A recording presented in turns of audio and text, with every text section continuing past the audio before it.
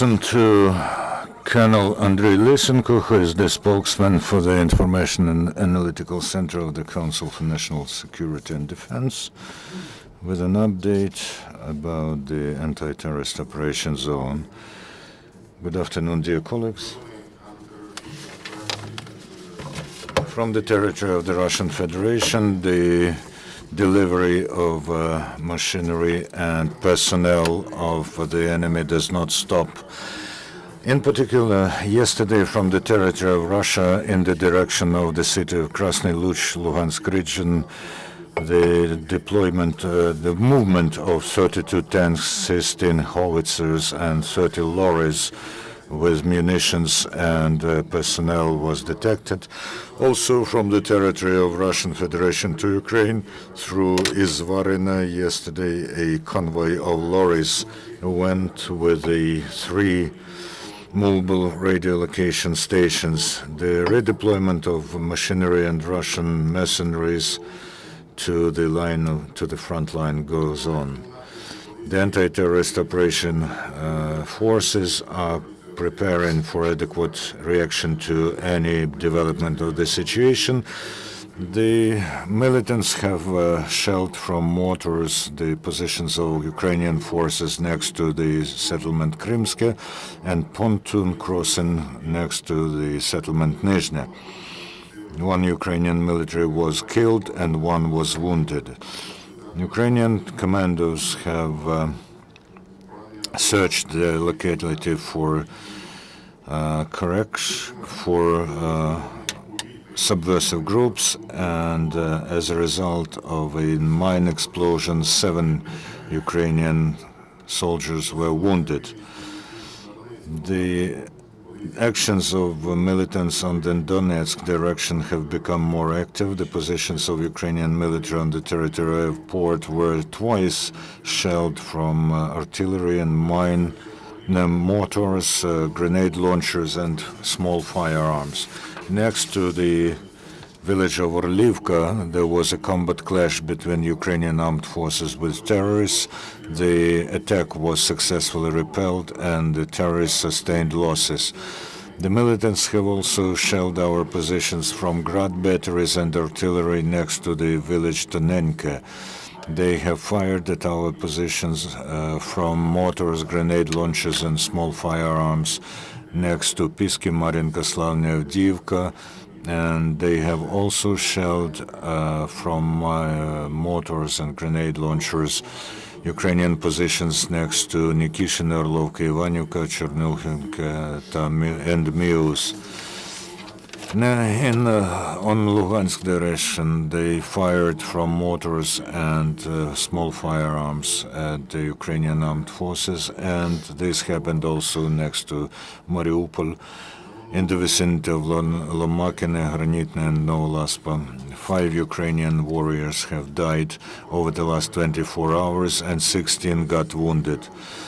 On the border, beyond the boundaries of anti-terrorist operation zone, there were no combat clashes with Russian troops and terrorists. However, the air reconnaissance done with drones goes on. Yesterday, a Ukrainian border patrol has detected the flight of 1 drone that crossed the administrative border from the territory of the temporary occupied Autonomous Republic of Crimea. Yesterday, a border patrol next to the settlement Blagodatne detected a well-prepared position for monitoring and the flamethrower Shmel of Russian manufacturer. Also yesterday, while checking the car with 3 passengers, it was established that one of the passengers is a former Ukrainian Ministry of Interior worker who was actively engaged in helping illegal armed formations and was delivering arms and munitions to them.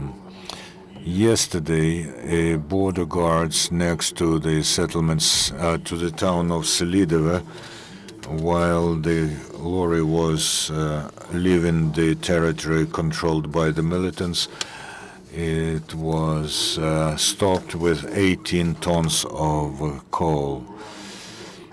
Today in the morning, 8 National Guardsmen of Ukraine who were wounded during the anti-terrorist operation were sent for treatment and rehabilitation to Croatia.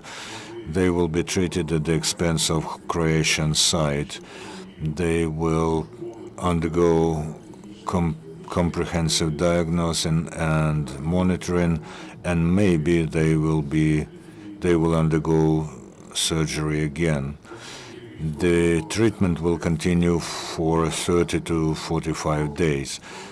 The workers of the Lviv Regional Center for First Medical Aid and Emergency Medical Aid have held one-day training course with the National Guardsmen of Ukraine.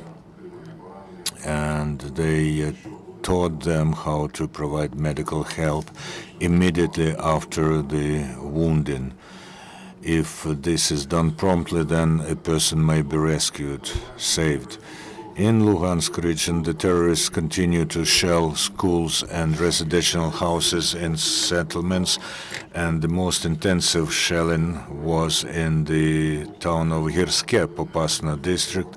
The militants from the city of Pervomaisk, which is controlled by the so-called LNR, have 30 times fired projectiles, having ruined through private houses on Zhovtneva Street. One projectile fell to the territory of school number 15, but luckily it did not explode.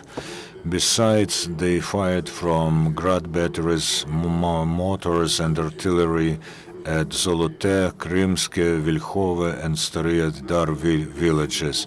As a result of intensive shelling from terrorists in the vicinity of Bakhmutka next to the city of Kirovsk, they have damaged the electricity line, delivery line. As a result, the electricity vanished in several cities and towns controlled by the so-called LNR, Kirovsk, Pervomaisk, Sakhanov, Branka, Alchevsk, and in a major part of Lugansk. It won't be able to repair the line soon because there are combat clashes there.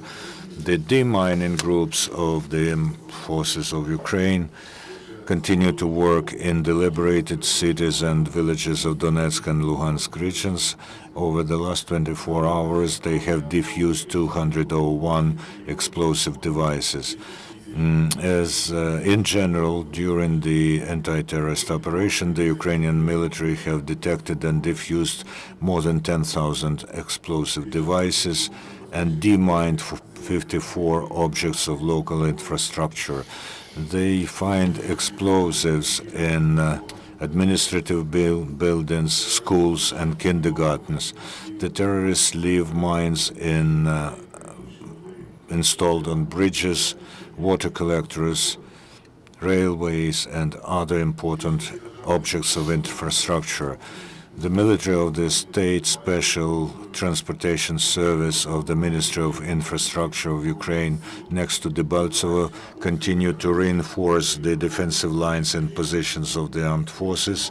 In spite of the shelling from terrorists, they are continue to build those positions, and they prepare hidings for Ukrainian machinery and personnel.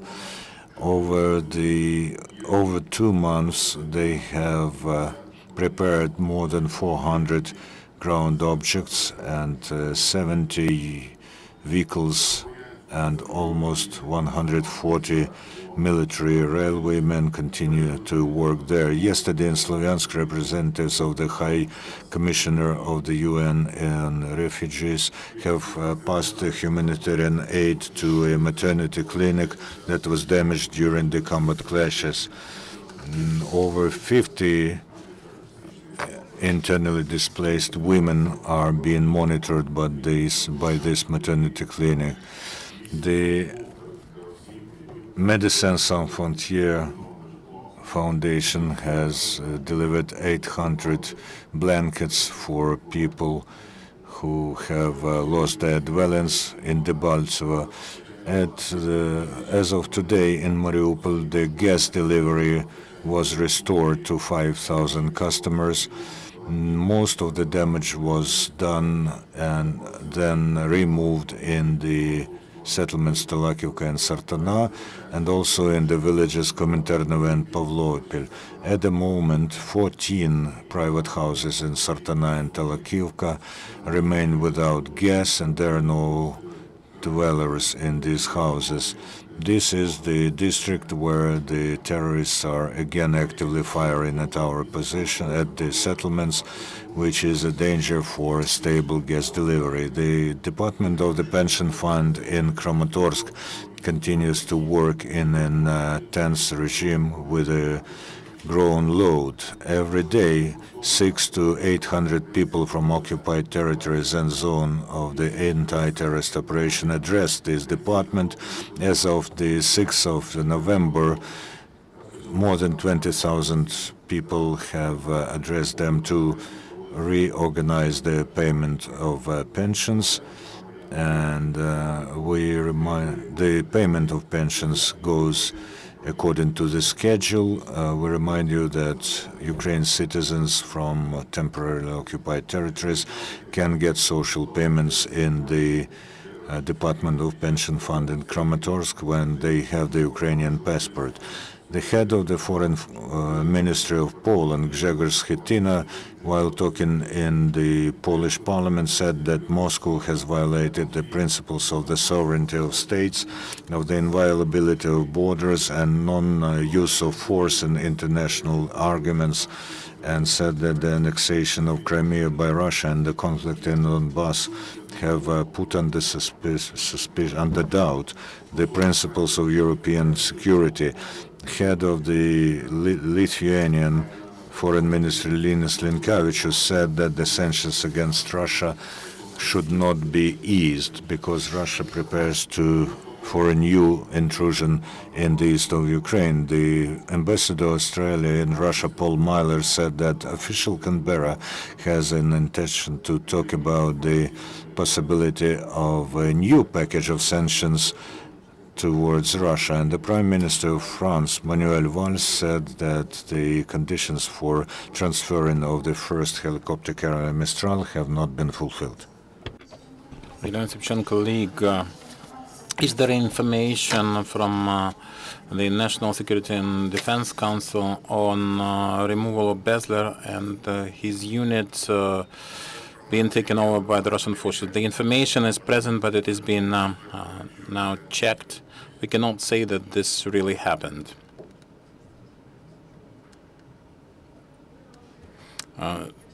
Ukraine TV channel, a short commentary on Donetsk, whether firing and shelling stopped there. I'm not ready to answer this question. We haven't received the data on shelling at Donetsk as of yesterday. Yesterday there was some kind of decree that casualties, people who died in ATO, in the Ministry of Interior and Ministry of Defense, the compensation will be equal for both agencies. And how this will happen? Is it a decree or a law? Well, it was the governmental decision, Cabinet of Ministers' decision on equalization of all the people who perished in combat.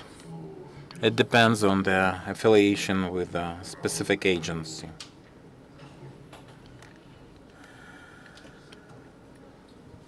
Has anybody received such compensation yet? Well, as soon as the regulation is published, it comes into force, and as soon as it comes into force, this becomes a norm, a legal ground for its enforcement.